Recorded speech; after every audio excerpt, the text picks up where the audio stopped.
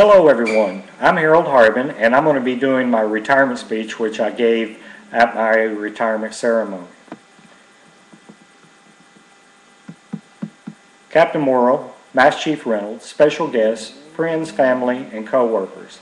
I want to thank you for taking the time out of your day to celebrate this special occasion with me. First, I would like to thank my lovely wife for standing by me. You definitely completed me and inspired me to achieve more.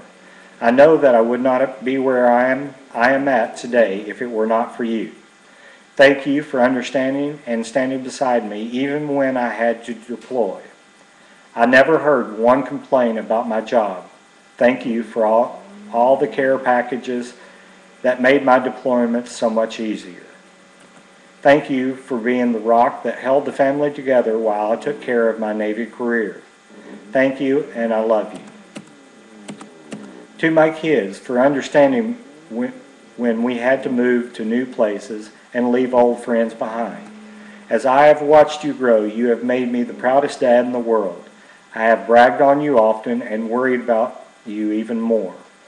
But I can honestly say what makes me the happiest is to see how you've matured into the responsible teenagers you are today. Now to my mother-in-law, Carmen. Most people have problems with their in-laws, but this is not the case for me. We and I have been so blessed to have you with us through our journeys. You have always worried about us and spoiled all of us, especially me. Thanks for all you have done and you continue to do. Man, where has the last 24 years gone? It seems only like yesterday that I was 19 years old sitting on a plane heading to Great Lakes, Illinois for boot camp. As I was sitting on the plane, I thought to myself, 4 years is a long time, and what if I don't like the Navy? As I got off the plane, I was greeted by this guy who had COD on his sleeve, which meant Chief of the Day. We were obviously new recruits, as we had big brown envelopes in our hand that would not fit in our carry-ons. This guy said, "Welcome to Great Lakes, girls." He put us all in a line and we had to wait there until the other planes had landed and all the recruits were off before we could head to the bus for our last leg of the journey. When we got off the bus, the fun started. When we got on the bus, the fun started. He got on the loud horn and began to speak very loud, telling us how much he was going to love us since it had been so long since he had seen so many pretty girls. He got to where I was sitting, then he stopped and said, "Where are you from?" I said, "Tennessee." He immediately told me, how could such a pretty girl have such a messed up country backwood accent? By then, I was really doubting my decision about joining the military. Before you know it, I had completed boot camp and headed across the street to hospital corps school. Still scared of what lay ahead of me, I got to my first duty station, which was Naval Hospital, Charleston, South Carolina. And where do you think they put me? They put me on a postpartum ward. I remember thinking to myself, what in the world is a male supposed to do on a postpartum ward? My first patient was this lady coming from the Labor Day. The corpsman who was breaking me in said, "The first thing you do is check her bleeding," and proceeded to look.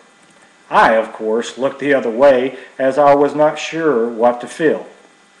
She then said to check the lady's fundus. And I did not know exactly what that was, but she proceeded to push her hand deep into this lady's abdomen and started massaging. The next thing you know, she took my hand, straightened my fingers, shoved my hand deep into this lady's belly. She said, "Feel that baseball? That is what you should feel when you check these ladies. If they are bleeding a lot, then check their fundus and massage it until it forms a baseball. Then change the pad." I was especially embarrassed as the husband was sitting right across from us as she was going through the checklist.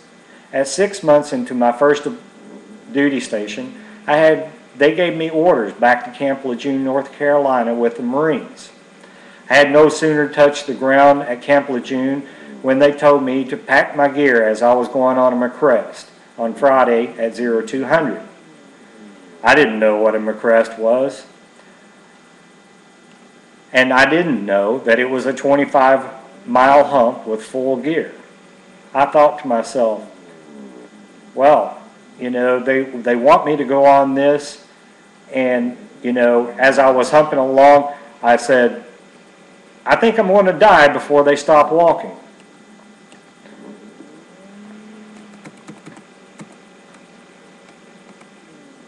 They walked across the sand, through the brush, under the fences, through the swamp, then got out on the highway and just kept going.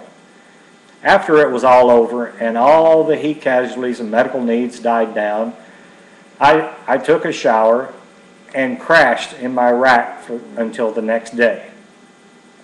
In about a week, all my toenails fell off, which the doctor said, you'll live, it happens to the best of us. While stationed with the Marines, I remember telling everyone, I only have 18 months left in the Navy. 12 months left to go. Then 6 months left to go. Then I started to question myself. If I got out, what would I do? And where would I go? And what kind of job could I find? Then I started to look at all the places I had been in my first 4 years. Philippines, Okinawa, Korea, mainland Japan, Hong Kong, Guam, Canada, and Alaska, as well as multiple other states. How many of the people that I knew back home had even been out of Tennessee, let alone the country? As you see, I re-enlisted to be stationed in the Philippines, then to Physical Therapy Sea School, to Naval Hospital Oakland, California, to U.S. Naval Hospital Sigonella, Sicily, to Naval Hospital Pensacola, Florida, to the USS Kitty Hawk in Yokosuka, Japan, where I was deployed to Afghanistan and Iraq, to Pensacola, Florida, where I was deployed to Guantanamo Bay, Cuba, to take care of 500 hostile Taliban detainees. Man, what a ride it has been. If you ask me what I will miss the most about the Navy, I will tell you it's the great people. My fellow chiefs and the bonds that we have formed will last a lifetime. If you meet a former sailor or a retired one, you will always have a bond, even if for 1 minute. Last, let me thank my department for their outstanding support and hard work. Now it's time for you to step up and lead sailors with what you know and hopefully I have taught you. You may not always follow what I have taught you, but I hope I have sharpened your tools to be leaders of sailors. As I've always said, I truly believe you didn't work for the chief worked for you. As I close this phase of my life, I want to thank God for keeping me safe to enjoy the rest of my life with my wife and family. It was such an honor to serve this great nation in peace and war. Let us all remember those men and women fighting the war against those who would like to destroy our way of life and take away our freedoms. This only goes to say that freedom is really not free. May God bring them home safe. God bless you and the United States of America.